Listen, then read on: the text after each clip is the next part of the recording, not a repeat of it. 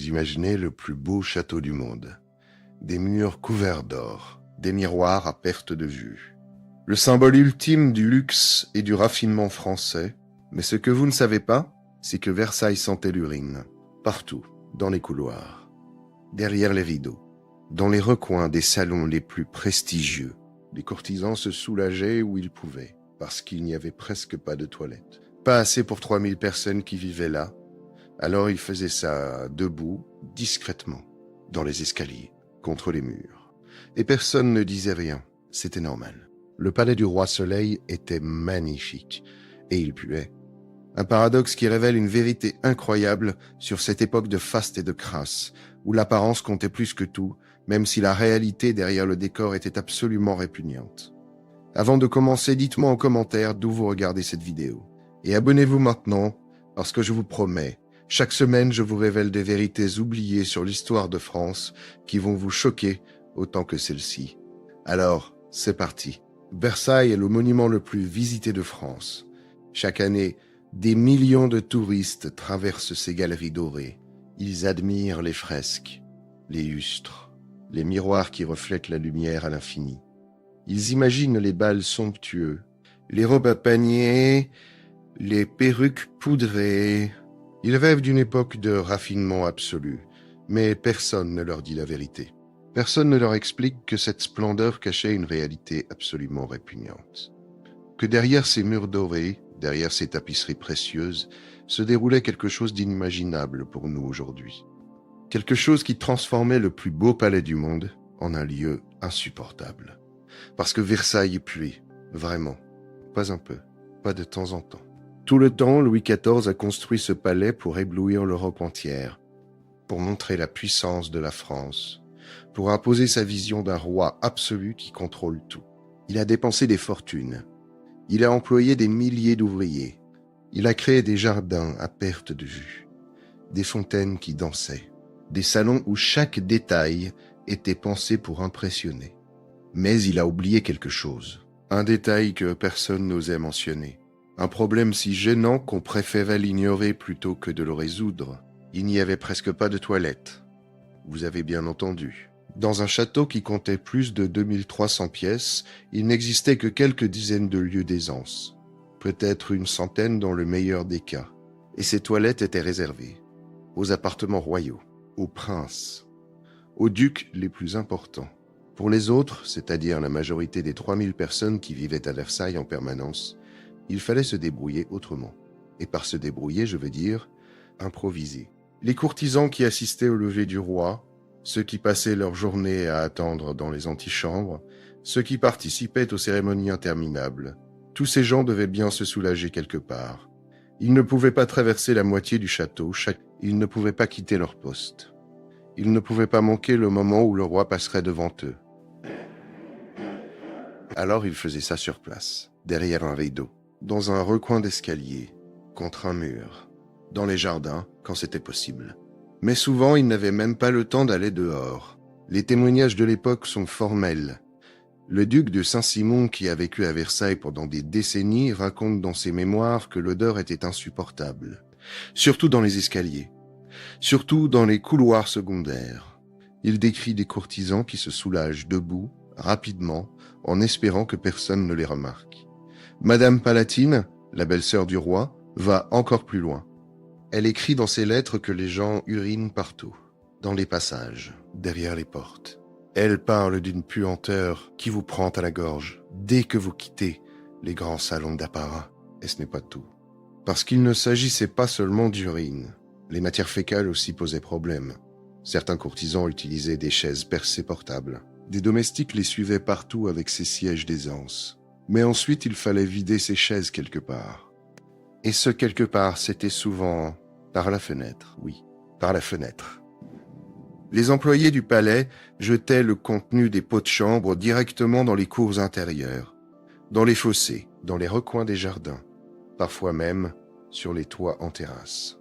Il existait des règlements qui interdisaient cette pratique, mais personne ne les respectait, parce qu'il n'y avait pas d'alternative. Imaginez la scène. Vous êtes un noble fraîchement arrivé à la cour. Vous portez votre plus bel habit de soie. Vous avez mis votre perruque la plus élégante. Vous traversez une cour pour rejoindre une cérémonie. Et soudain, quelque chose tombe d'une fenêtre au-dessus de vous. Vous comprenez immédiatement ce que c'est. Mais vous ne dites rien. Vous continuez à marcher. Parce que c'est normal. Normal. À Versailles, cette situation était considérée comme normale. Pas agréable, pas souhaitable, mais normale. Parce que personne n'avait prévu autrement. Parce que l'hygiène n'était pas une priorité. Parce que l'apparence comptait infiniment plus que le confort ou la propreté. Louis XIV voulait impressionner, pas créer un lieu vivable. Et le pire, c'est que cette situation a duré. Pas quelques mois, pas quelques années, des décennies. Tout le règne de Louis XIV, tout le règne de Louis XV, une partie du règne de Louis XVI. Plus d'un siècle où le plus beau palais d'Europe sentait les excréments humains. Mais pourquoi cette situation existait-elle vraiment ? Qu'est-ce qui explique qu'on ait construit un monument si grandiose sans penser à un problème aussi basique ? Et comment les gens faisaient-ils concrètement pour vivre dans ces conditions ? La réponse va vous surprendre, parce qu'elle révèle quelque chose de fondamental sur cette époque, sur la façon dont on pensait le corps, la propreté, l'intimité, des concepts qui n'avaient absolument pas le même sens qu'aujourd'hui. Pour comprendre pourquoi Versailles était dans cet état, il faut d'abord comprendre comment on pensait l'hygiène au XVIIe siècle. Et la réponse va vous choquer. On ne se lavait presque pas comme nous, pas avec de l'eau. L'eau était considérée comme dangereuse. Les médecins de l'époque affirmaient que l'eau ouvrait les pores de la peau, qu'elle permettait aux maladies de pénétrer dans le corps, qu'elle affaiblissait l'organisme. Alors, les nobles ne prenaient pas de bain. Louis XIV lui-même s'est baigné peut-être 3 ou 4 fois dans toute sa vie, et chaque fois, c'était un événement médical. Les médecins étaient présents, ils surveillaient, ils prenaient des précautions. À la place de l'eau, on utilisait des tissus. On se frottait avec du linge blanc. On changeait de chemise plusieurs fois par jour. L'idée, c'était que le linge absorbait la saleté, que le tissu propre nettoyait le corps. C'est pour ça que les nobles possédaient des dizaines de chemises. Changer de linge, c'était se laver. Et pour les odeurs corporelles, on utilisait du parfum. Énormément de parfums, des eaux de senteur, des poudres parfumées, des sachets d'herbes aromatiques qu'on glissait dans les vêtements. Le parfum ne servait pas à sentir bon. Il servait à masquer l'odeur naturelle du corps. Mais revenons aux toilettes. Si les gens ne se lavaient pas, pourquoi auraient-ils besoin de toilettes sophistiquées ? Dans leur esprit, le besoin naturel était quelque chose de banal, de normal. Pas quelque chose qu'il fallait cacher à tout prix.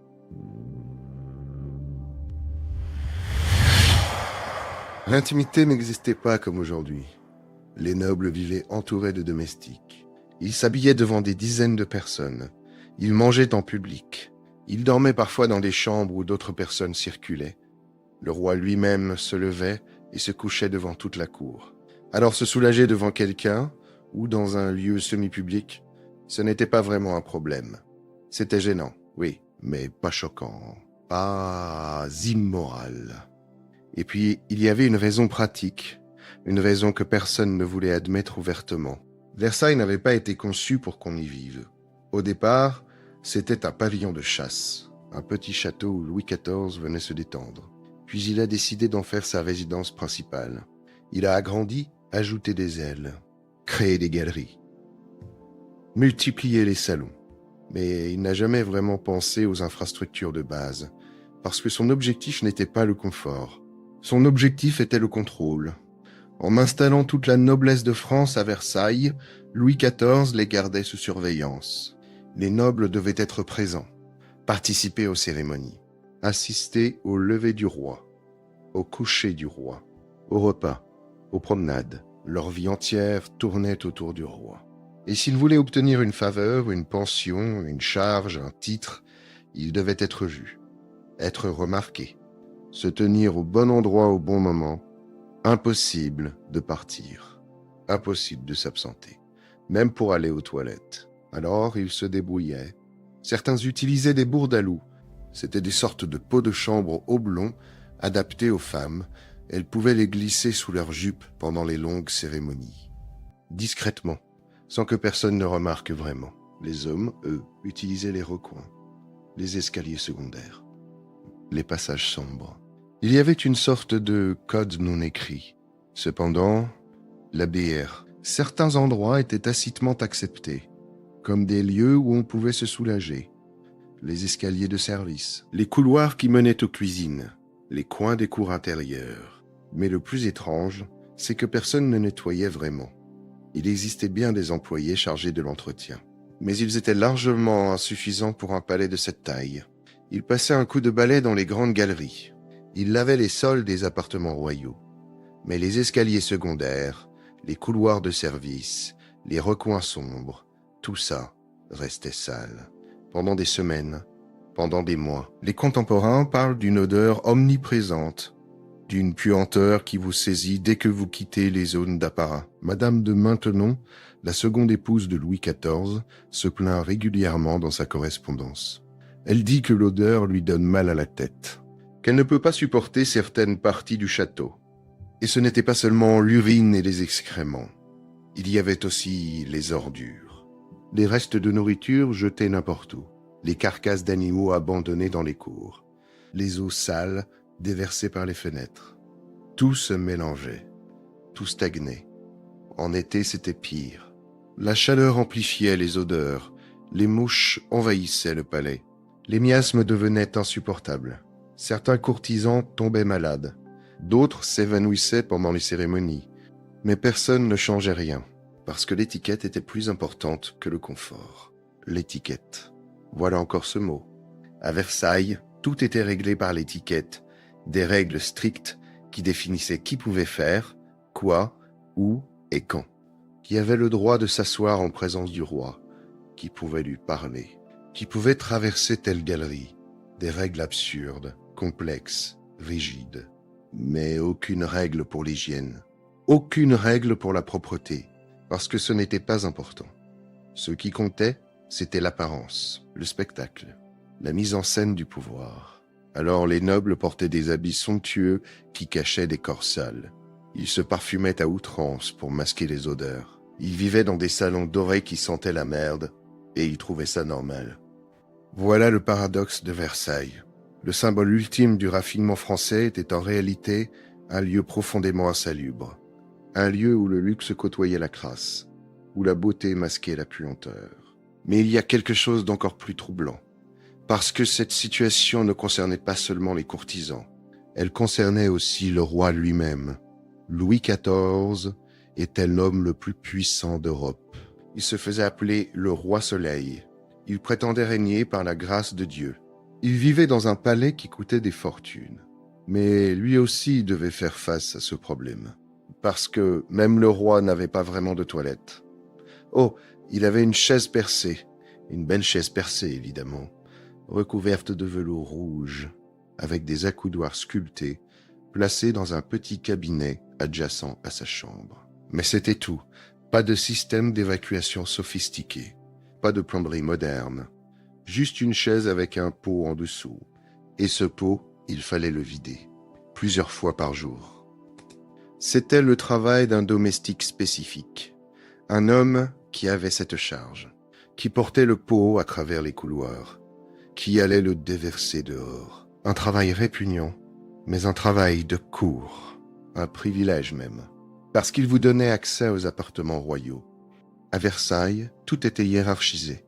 Même la merde avait son rang. Il existait des charges officielles liées aux besoins naturels du roi. Le porte-chaise d'affaires du roi. C'était un titre. Un vrai titre de cour. L'homme qui portait la chaise percée du roi lors de ses déplacements. Qui la préparait. Qui la nettoyait. Il était payé pour ça. Il en tirait un certain prestige. Parce qu'être proche du roi, même dans ses moments les plus intimes, c'était un honneur. C'était mieux que d'être un noble important qui vivait loin de la cour. Mieux que d'avoir un titre prestigieux, mais aucun accès au pouvoir réel. Le pouvoir, à Versailles, se mesurait à la proximité, pas à la dignité de la fonction. Mais revenons au roi lui-même. Louis XIV a régné 72 ans. Il a passé la majeure partie de sa vie à Versailles. Et pendant toutes ces années, il a vécu dans les mêmes conditions que ses courtisans. Pas exactement les mêmes, évidemment. Il avait plus de confort, plus d'espace, plus de domestiques. Mais fondamentalement, il subissait les mêmes contraintes. Il ne se lavait presque jamais. Il se parfumait énormément. Il portait des perruques pour cacher ses cheveux sales. Il changeait de chemise plusieurs fois par jour. Et il sentait mauvais, comme tout le monde. Les ambassadeurs étrangers qui le rencontraient le notaient dans leurs rapports. Il parlait d'une odeur forte, d'un parfum lourd, qui tentait de masquer autre chose.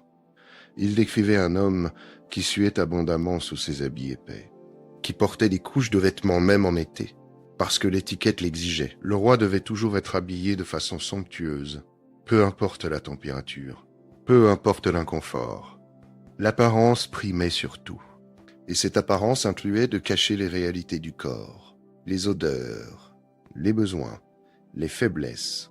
Mais il y a eu un moment où Louis XIV n'a plus pu cacher, un moment où son corps l'a trahi, un moment qui révèle jusqu'où allait l'absurdité de cette vie. Vers la fin de sa vie, le roi a développé une fistule anale, une infection douloureuse, une plaie qui ne guérissait pas, qui le faisait souffrir constamment, qui rendait chaque moment assis insupportable. Les médecins ont essayé tous les traitements de l'époque, des onguents, des cataplasmes, des saignées. Rien ne fonctionnait. Alors ils ont décidé d'opérer, en 1686, une opération extrêmement dangereuse pour l'époque.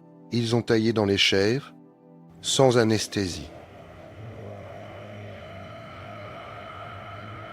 Le roi a hurlé, il a serré les dents, il a transpiré, mais il a survécu. L'opération a été un succès, une prouesse médicale. Mais voici le détail qui montre à quel point tout était théâtral à Versailles. Pendant sa convalescence, le roi continuait à recevoir la cour. Il donnait audience allongé sur un lit. Les courtisans défilaient. Ils le saluaient. Il parlait affaires. Il veillait. Il faisait comme si de rien n'était. Comme si le roi n'était pas là, souffrant, à peine remis d'une opération atroce. Parce que montrer sa faiblesse, c'était impossible. Même malade, même en douleur. Le roi devait continuer à régner. Des rigueurs à paraître, à incarner le pouvoir absolu. Et pendant ce temps, les courtisans continuaient à uriner derrière les rideaux. Cette fistule nous apprend quelque chose d'important.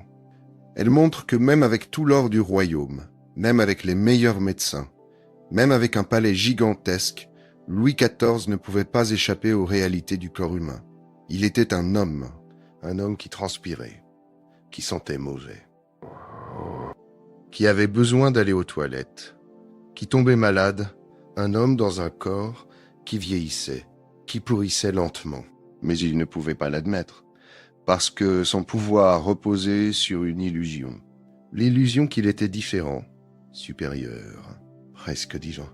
Alors, il cachait, il masquait, il parfumait, il mettait en scène. Et toute la cour faisait pareil. Des milliers de personnes qui jouaient un rôle, qui prétendaient que tout allait bien, que Versailles était un paradis, que vivre là était un privilège, alors qu'en réalité c'était un enfer doré, un enfer où l'on marchait dans l'urine en portant des talons de soie, où l'on respirait des miasmes en agitant des éventails précieux, où l'on souriait en retenant sa respiration. Mais comment les gens faisaient-ils concrètement pour supporter ça au quotidien ? Quelles étaient les astuces, les stratégies, les petits arrangements secrets? Et surtout, est-ce que quelqu'un a essayé de changer les choses? Est-ce que quelqu'un s'est révolté contre cette situation? Les courtisans ont développé des stratégies, des techniques, des habitudes qui leur permettaient de survivre dans cet environnement. D'abord, il y avait les parfums, mais pas n'importe lesquels. Des parfums extrêmement forts, à base de musc, d'ambre gris, de civette. Des odeurs animales lourdes, entêtantes, si puissantes qu'elles masquaient tout le reste. Les nobles en mettaient partout, sur leurs vêtements, sur leurs perruques, sur leurs mouchoirs. Ils portaient des pommandeurs, ces petites boules percées remplies d'épices et de substances aromatiques. Ils les tenaient contre leur nez dans les moments difficiles. Madame de Sévigné, une des grandes figures de la cour, raconte dans ses lettres qu'elle ne peut pas supporter certaines zones du château sans son mouchoir parfumé. Elle décrit les courtisans qui marchent en respirant à travers des tissus imbibés d'eau de rose. Des femmes qui s'évanouissent à cause des odeurs mélangées. parce que c'était ça le problème. Ce n'était pas juste l'odeur des excréments, c'était le mélange, l'urine ancienne, les parfums trop forts, la transpiration, les ordures, les relents de cuisine. Tout se combinait pour créer une atmosphère suffocante. En été, c'était l'horreur absolue. La chaleur amplifiait tout. Les mouches envahissaient le palais. Le cas est tort. Elles s'opposaient sur les courtisans, sur la nourriture, sur les visages. Il existe des témoignages de banquets où les convives devaient chasser les mouches constamment, où certains plats étaient déjà couverts d'insectes avant même d'être servis. Mais personne ne se plaignait, pas ouvertement. Parce que se plaindre, c'était critiquer le roi, critiquer ses choix, suggérer que Versailles n'était pas parfait. Et ça, c'était impossible. Alors, il souffrait en silence. Il trouvait des solutions individuelles. Il s'adaptait. Certains nobles limitaient leur consommation de liquide. Ils buvaient moins pour avoir moins besoin d'uriner. Ils évitaient certains aliments. Ils planifiaient leur journée en fonction de l'emplacement des rares toilettes disponibles. D'autres avaient des arrangements secrets. Ils payaient des domestiques pour leur réserver l'accès à une chaise percée dans un recoin précis. Ils négociaient avec les employés du palais pour avoir un endroit à peu près propre. C'était un commerce souterrain, discret, mais réel. Et puis, il y avait ceux qui profitaient du système. Parce que oui, certains courtisans utilisaient cette situation à leur avantage. Ils se postaient près des rares toilettes décentes. Ils contrôlaient l'accès. Ils accordaient des faveurs. Imaginez la scène. Un noble important a besoin d'uriner de toute urgence. Un courtisan, moins important, connaît un endroit. Il peut vous y conduire. Mais en échange, il veut quelque chose. Une recommandation, une introduction, un mot glissé au bon moment. À Versailles, tout était transaction, même la merde. Mais est-ce que quelqu'un a essayé de changer vraiment les choses ? Est-ce que quelqu'un s'est levé pour dire que cette situation était inacceptable ? Oui. Une personne, une seule, Madame de Maintenon, la seconde épouse de Louis XIV. Enfin, pas vraiment son épouse officiellement. Leur mariage était secret. Mais elle vivait avec lui. Elle partageait sa vie intime. Elle avait une influence énorme. Et elle détestait Versailles. Elle trouvait le palais invivable. Elle se plaignait constamment de l'odeur, du bruit, de l'inconfort. Elle a supplié Louis XIV de construire de vraies toilettes, d'installer des systèmes d'évacuation, de nettoyer correctement. Elle a insisté pendant des années. Le roi l'a écoutée. Un peu.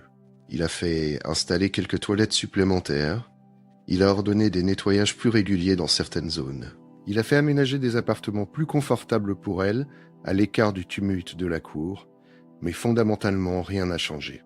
Parce que changer vraiment aurait nécessité de repenser tout le système, de reconnaître que Versailles était mal conçu, d'admettre que le roi avait fait des erreurs.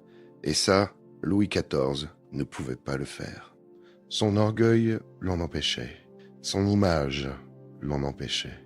Son pouvoir reposait sur l'idée qu'il était infaillible, qu'il avait créé la perfection, formant de nom avec ce rebage et semblerie dans le mandateur, qu'il incarnait la grandeur absolue. Alors Versailles est resté sale, puant, invivable. Et cette situation a duré bien après Louis XIV. Son arrière-petit-fils Louis XV a vécu dans les mêmes conditions. Il a ajouté quelques commodités, quelques toilettes supplémentaires dans certains appartements. Mais globalement, le problème persistait. Il a fallu attendre Louis XVI pour voir de vrais changements. Pas parce qu'il était plus sensible à l'hygiène, mais parce que les idées évoluaient. Les Lumières commençaient à transformer la société. Des médecins publiaient des traités sur l'importance de la propreté. Des architectes proposaient de nouvelles façons de concevoir les bâtiments. 12 heures a fait installer de vraies toilettes dans plusieurs parties du château. Il a créé un système de ventilation dans certaines zones. Il a recruté plus d'employés pour le nettoyage, mais même lui n'a pas résolu complètement le problème. Parce qu'à ce moment-là, c'était trop tard.